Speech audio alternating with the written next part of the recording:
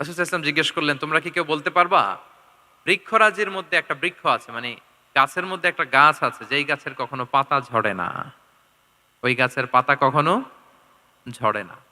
এর দৃষ্টান্ত হচ্ছে মুসলিমের দৃষ্টান্তের মতো। বলতো ফাহাদ্দিসুনি মা হিয়া, বলতো ওই গাছটা কি? কে বলতে পারো? আপনারা তো সব একেবারে পেরে গেছেন। তো সাহাবারা ওইদিন কেউ বলতে পারেন নাই। কারণ কি জানেন? একে তো আমরা জানি হাদিস স্টাডি করার কারণে। হাদিস স্টাডি না করলে তো আমরা বলতে পারতাম না। আমাদের দেশে তো খেজুর গাছ অত হয়ও না। তো উনারা কেউ বলতে পারে না, এর কারণ হচ্ছে তারা ভাবছিল প্রশ্ন যেহেতু করছে এটা যেন তেন প্রশ্ন, এটা কঠিন কোনো গাছের একটা নাম বলতে হবে। তো বাড়ির পাশে যে খেজুর গাছ, মদিনার অলিতে গলিতে যে খেজুর গাছ ভর্তি, এই দিকে আর ওনাদের অ্যাটেনশন যায় না। ওনারা চলে গেছে মরুভূমিতে, ইয়ামানে, তারপর একেবারে ডেজার্টের মাঝখানে কি কি ক্যাকটাস, গুলমলতা, কি কি গাছ আছে ওগুলো আওড়াচ্ছে মনে মনে।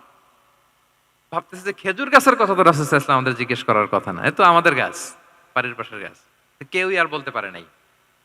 এরপর রাসূল সাল্লাল্লাহু আলাইহি ওয়াসাল্লাম যখন দেখলেন সবাই অপারগ, রাসূল সাল্লাল্লাহু আলাইহি ওয়াসাল্লাম বললেন, ইন্নাহা আন-নাখলা, এটা হচ্ছে খেজুর গাছ, ডেট প্লান্ট।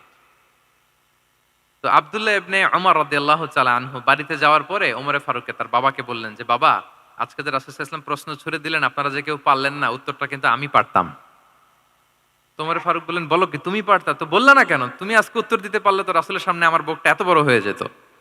মানে লাল উট পেলে আরবরা যেই খুশি, আমি এর চেয়েও বেশি খুশি হতাম।